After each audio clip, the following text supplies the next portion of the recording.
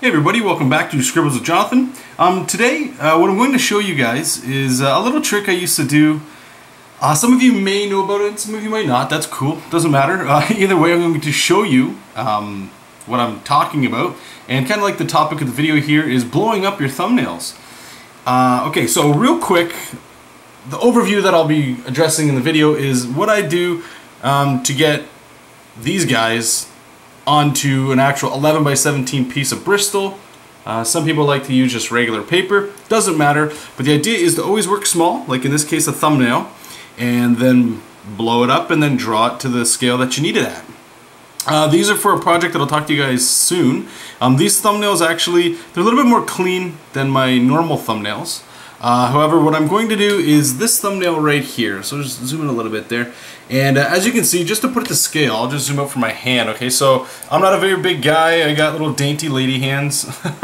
So as you can see, it's a little bit, you know, it's about a thumb size, my thumb, around there. Whatever, it doesn't matter. You guys know how you like to work your thumbnails. The idea is to keep it small so that you can understand what's going on, and you're keeping it small so that you're not spending all day worrying about the details. What I need to know is in there. Like, look at this guy right here on the left. He's like, that's supposed to be a guy with glasses, and he's all shadows, but he looks like a hot mess. And that's not the point. I know what he is, and when we blow this up in Photoshop, I'll show you guys what we're going to do after that. So, this is pretty guerrilla style, as I saw somebody posted on one of the comments on the other videos, where all we're going to use is literally the most expensive part of this whole thing would probably be either, depending on how you get your software, either Photoshop or a printer. And as long as you have two of those things, you're okay. And I will say real quick, if you don't have Photoshop, this can probably be done in other graphical editing software. I don't really know about Manga Studio. Doesn't matter. We're rambling. So anyways, so this is the thumbnail. Right now I'm going to scan it, and you guys, I'll join you in Photoshop in 1 second. Hey everybody. Okay, so now we're in Photoshop. I already just did a version of this that you guys are going to see.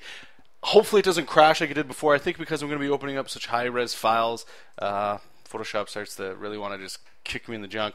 So what we're going to do is scan. So you're going to need a scanner, so file import wherever yours is. I'm just going to do a little pre-scan here so we can find out where it is.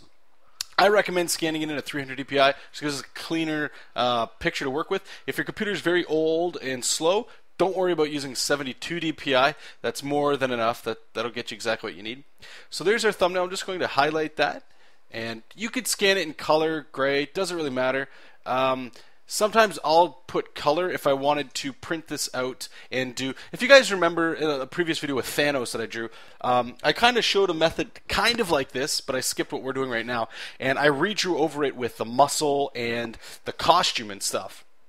What I would do for that, I'll show you how I got there as well. So to save some time, I'm just going to scan in gray because we can change it into color once she's in Photoshop. But what I'm going to show you there isn't what I'm going to end up doing. I just want to show you guys, give you guys a little bit of options and choices. Okay, so here's our scan. Looks pretty grayed out, which is great. So if you did want to draw over this to get that tight line art, kind of like what we talked about, just make sure you go to image mode, RGB color, whatever you got to do to make sure it's colored. Because you can't really do this right here, image adjust, hue saturation, unless it's in a colored mode. So if you click that and you just bring your lightness up, I think I go up to about as crazy as almost 80, even though it looks pretty white here, maybe a 60 or 70.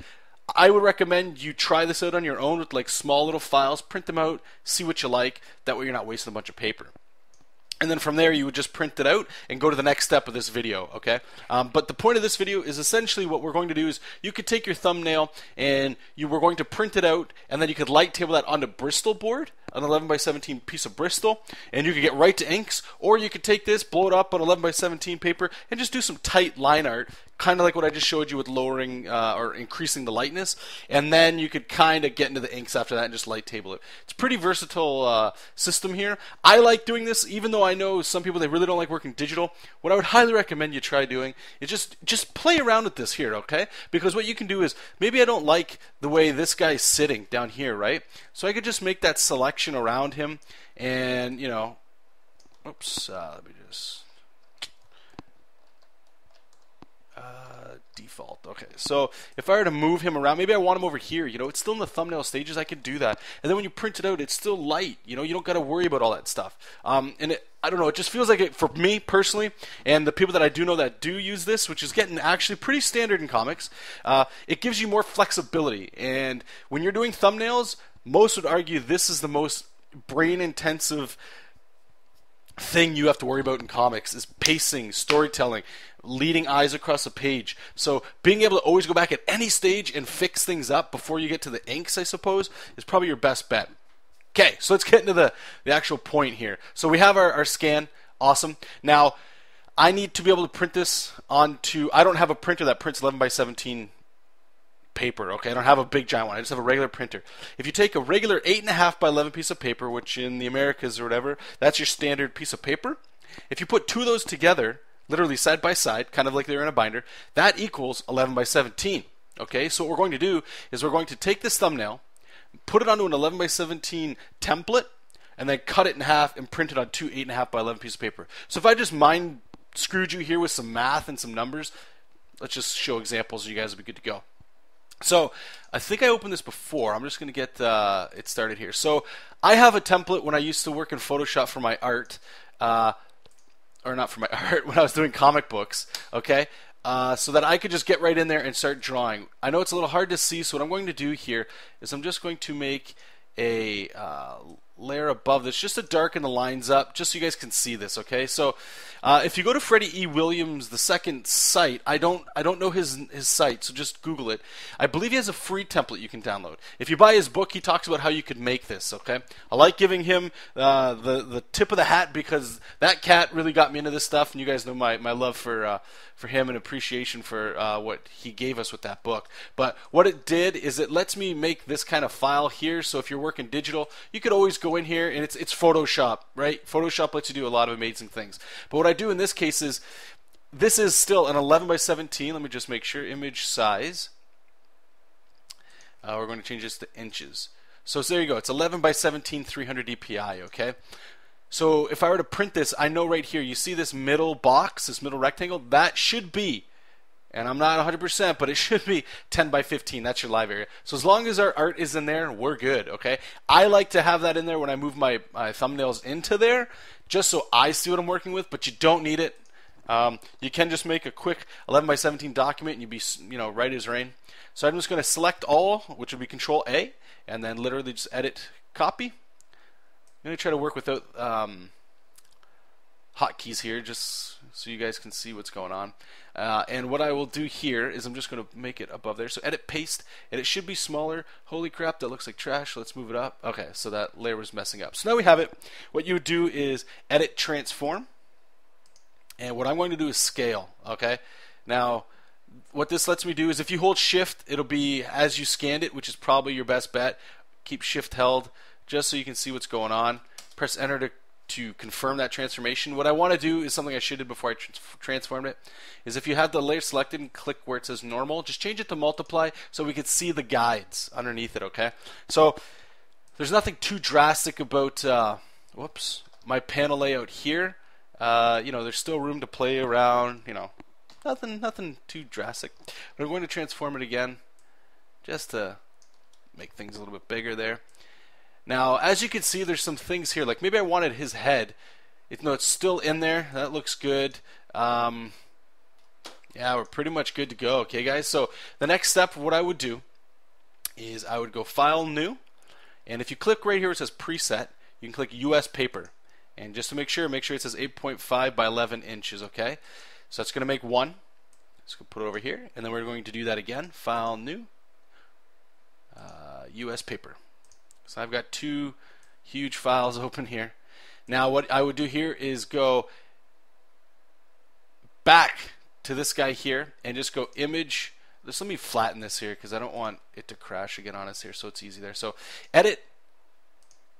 Oops, it's locked. Okay. So edit, transform, rotate, doesn't matter. Just pick a 90-degree angle somewhere. Whoops. Oh man. Image. Rotate canvas. That's it. Sorry. image, rotate canvas. Okay, so if you can see what's happening here, if you could draw a line straight down the middle, I know it really doesn't look like it because it's an optical illusion.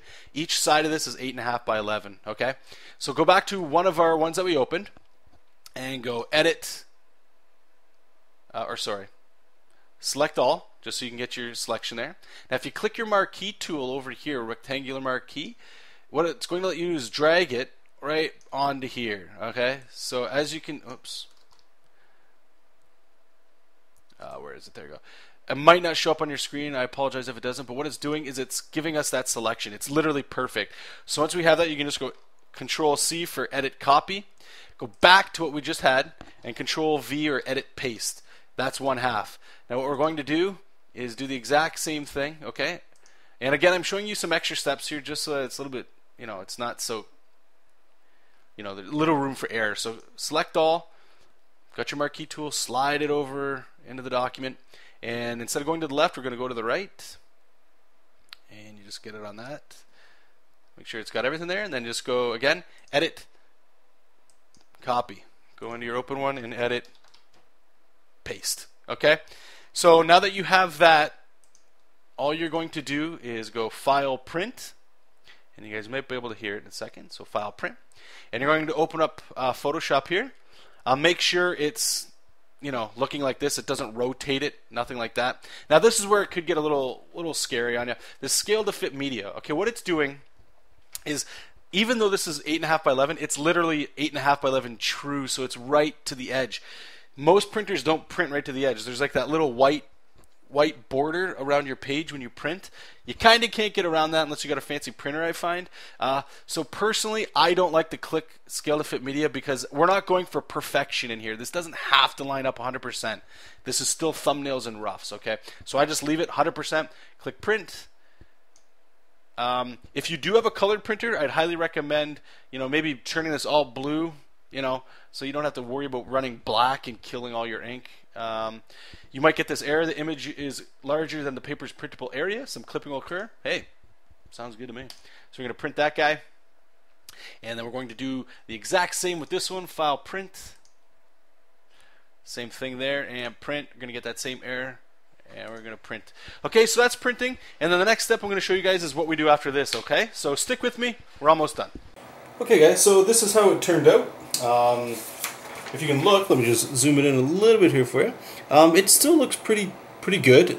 In real life, when I'm looking at it, it's a little, you know, maybe too rough. But it is a thumbnail. That's cool. From this, you could actually throw inks on it if your thumbnails, if you feel like they're tight enough. If they're not, you could always go in here, tighten it up a little bit more before you take it to the next stage, which would be light tabling it, all that cool stuff. I will say right now, and I apologize you guys, I didn't mean to string you along or anything, I should have said this right out from the beginning. If you don't have access to a light table, if you don't know what a light table is, basically all it is some sort of device that you have that blasts light through it. So it could be a piece of plexiglass with a lamp underneath it so that you get light through it. Most of us are aware of what this is. If not, you could use the most inexpensive way possible, which involves getting a piece of Bristol, which would probably be the most expensive part. This guy here, some masking tape so it doesn't rip the hell out of the paper, and literally a daytime window. If you put it up against there, especially if you're where the sun's falling, perfect. The light's going to come through and you can do it. The only thing that kind of sucks is standing there, your back might get snapped up or your arms start to feel a little, you know, how's your father, right? So, anyway, so we got our piece of paper anyway. Again, now it's starting to look like an actual 11 by 17 piece of paper. Now we're looking at a comic. All you're going to need is like a crayon, a pen, pencil, something like that. Scissors, tape. I prefer masking tape. If you got like, if all you have is duct tape, use it. Just be careful with it. And some sort of ruler, okay? And the only reason you're going to need a ruler, and this is literally the easiest step, and I'm saying literally a lot. Pick any one, doesn't matter which one you want, which piece of paper. And what you're going to do is find the lines. Actually, I'll show you this real quick. Remember I told you about that little white border that paper likes to leave when it prints? You can't really see it here, but it cuts it off. That's what I was talking about when you go to scale to fit media, you know? You don't necessarily need it, so just leave it the way it is. And what we're doing is we're basically going to trim off this chunk right here, and you're just making your ruler line up to those pieces, and you're just drawing a little guide for yourself don't be too precious with this. It is, you know, kind of rough. No need to spend hours making sure that line's perfect. All that line is there for, guys, is for your friend here, Captain Scissors. And if you don't have access to Captain Scissors, and if you're fortunate and you got access to that big, you know, that big press, that cool looking, you know, cutter, use that. But I'm going to pause the video while I cut that, and I'm going to show you guys what we're going to do after that. Okay, so there we go. We got her nice and cut. And now, through the magic of tape and scissors, now if you put that over top of it, Bob's your uncle. And it lines up. Now, I will say right now, because some of you may notice this, some of you might not, this area is real sensitive. Some of these lines aren't lining up at all. You can kind of see like things are disappearing, things aren't exactly 100%. A little trick you can get over that, if this is something that you're actually, you know, like really concerned about, is these little areas down here that I have or that are just kind of dead, you can get rid of that and just like paste over that. Okay, I'm not going to get into that in this video because that's, you know, dragging this long video on that's already longer than it should be. But all you need to do now, this is the way it should be overlapped, and you just flip it over. This is a little bit harder to see because I don't have anything. If this is where your light table is going to come into play as well. I'm just going to take a guess. I know that sounds probably a little ridiculous. Or the other trick you can do as well is just do what we did before. Draw that straight line across. This time use like probably like a Sharpie or a really heavy black. I'm just going to press a little bit to try to get it, you know, indent that paper so that when we flip it over we can still, you see that? You can still see, oops, sorry, so you can still see it there. So if I flip it over, I can still see where that line is. So as long as that's matching up, we're good. And now, don't go too crazy with the tape. You have to draw over this stuff, so the less you have, the better. But you just need it so it's not dancing around on you. You know, you're trying to draw and not take this thing out on a date. Alright, so we're going to line that sucker up on that side, lock it up on there. And again, don't spend too much time doing this. I know your first time you might spend a little bit longer than you'd like. Some people, they don't like doing all this stuff because it gets them out of the artistic flow, you know, the feeling of sitting down and drawing and getting in the mood, the groove and all that cool stuff. I understand that. But that little bit of extra time is going to give you what you need. There you go. So what you would do here is literally grab your 11x17 Bristol, put it underneath, tape this to that, and light table it. I'm not going to show you guys that stage there because it's kind of self-explanatory. What I'm personally going to do from here, if you had your Bristol, I would just redraw all this stuff, again keeping it light on the Bristol board, and then you can start doing your inks. But most of you guys and girls out there know that I like to work digitally, so what I'm doing is I'm taking this and I'm just tightening things up a little bit more. This is just a step that, you know, every now and then I like to throw in there just to keep it spicy. But yeah, so you can do this with illustrations, you can do this with big old pinups. Let me actually just grab something here. This was something I was going to do this video with before, but just to show you guys a different illustration. So this would have been like a pinup, very similar. And as you can see right there, let me just put it over top. You know, it's not trimmed or anything, but you can still see kind of what it is. The angle might be a little janky on you, but it's a guy holding some stuff. But again, even a cover, or if you wanted to take this and draw cool murals on your wall and stuff, you can do that. I've also done this with like double page spreads. And for people that don't know what double page spreads are, it's basically your 11x17 over here. So you know when you open up a comic page, you get like a really cool 2-page shot of something. But thank you guys so much for your time. Appreciate it. And yeah, let me know what you guys think in the comment bar below. If something was out of whack or something just didn't make sense, please let me know, and I'll try to get back to you guys. So appreciate your time. Thank you guys so much for watching. Keep reading comics. Keep making comics. I'll talk to you soon. Bye. Thanks again for watching the video, guys. I just wanted to include two other links for you that you guys may be interested and wanted to check out. The first one on the left here is what I was talking about during the video about working in blue and red, green, the entire rainbow, colored pencils over your pencils, and why you might want to consider doing that. So feel free to check that out. And then the second one here is a totally unrelated video, but you might be interested in it. It's a little bit less technical, but it's more artsy-fartsy stuff of me just drawing my favorite superhero from Marvel Comics especially is the Incredible Hulk. So feel free to check out those links if you haven't seen them before. And if anybody out there would like to share, thumbs up the video, all that cool stuff. If you liked it, maybe one of your other artist fancy friends might like it too. So anyway, thank you guys again. and I'll see you real soon.